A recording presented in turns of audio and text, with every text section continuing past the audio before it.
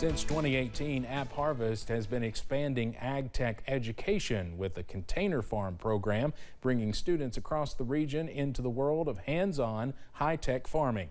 Today, the program kicked off at its newest location. WYMT's Buddy Forbes was there as Governor Andy Beshear welcomed growth to Floyd County.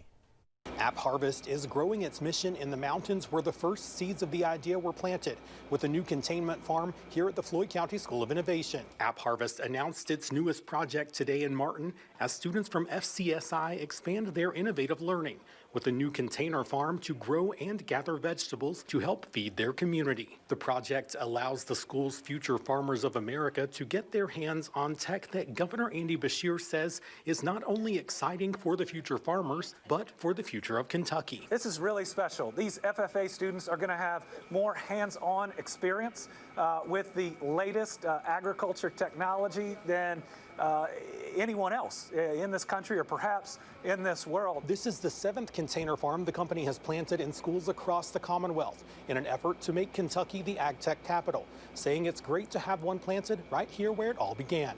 In Floyd County, Buddy Forbes, WYMT Mountain News. The container is the first to pop up in Floyd County, and officials say it could not have found a more fitting home than the School of Innovation. We'll have more from those involved coming up tonight at 6. Letcher County officials are making the final touches to their upcoming Lights on the Pond event. Held at Fish Pond Lake in Jenkins, the event gives Eastern Kentuckians another option for drive-through Christmas lights. Letcher County Tourism Director Clay Christian says with it being a first-time event, they want to improve next year's already with a grant given to Fish Pond Lake.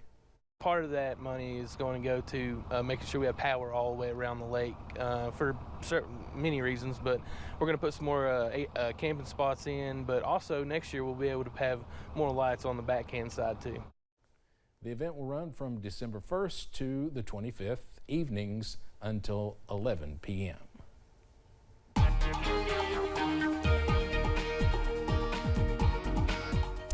Well, speaking of evenings, we've got a chilly one on the way here in the mountains thanks to some cold air in place, but it won't be in place for long. Time-lapse camera from Interstate 75 at London. Traffic moving smoothly throughout the day. A little bit heavier traffic as we approach the rush hour, but otherwise not too bad. A few high clouds out there. Same thing you can see from our camera out front here. WYMT looking across at Black Gold Plaza here in Hazard. Not too bad with just a few of those high clouds out there and blue skies. Otherwise, it looks nice. It feels chilly. Low 40s for many. Look at Pikeville not even making it to 40 this afternoon. Logan at 37, Wise at 36. A little bit milder into the Cumberland Valley where Monticello, Williamsburg, and Jacksboro all check in at just 45 this afternoon. Warmer, at least a relative term there. You can see some of those high clouds popping up on satellite and radar.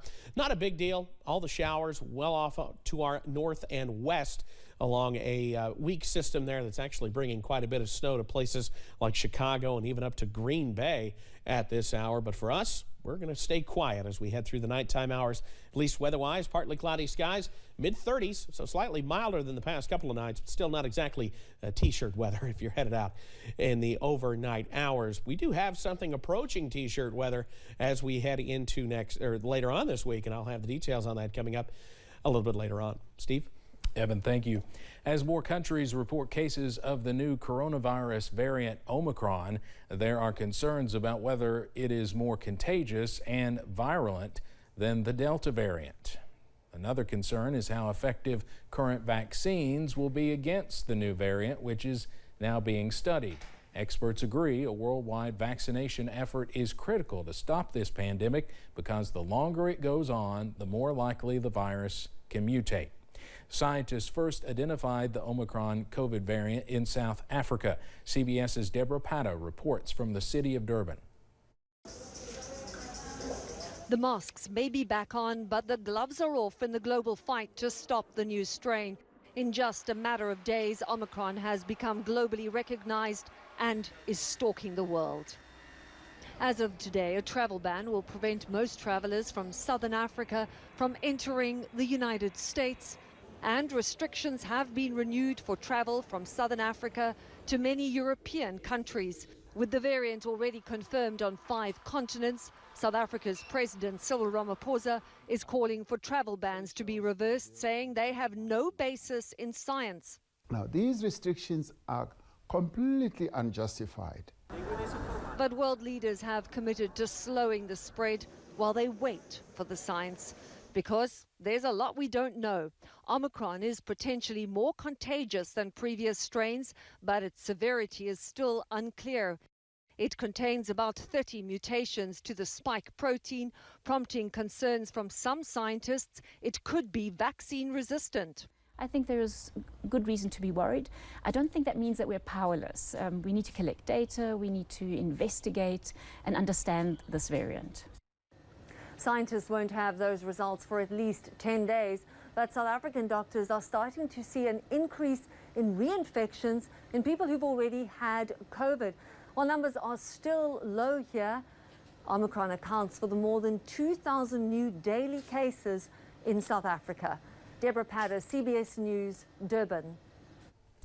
The World Health Organization says the emergence of the Omicron variant serves as a reminder that COVID-19 is not done with us yet. However, here in the U.S., despite the adoption of a travel ban similar to the ones popping up across Europe, Dr. Anthony Fauci told CBS Mornings that there is no thought to instituting any new lockdowns as a result of this latest variant at this time.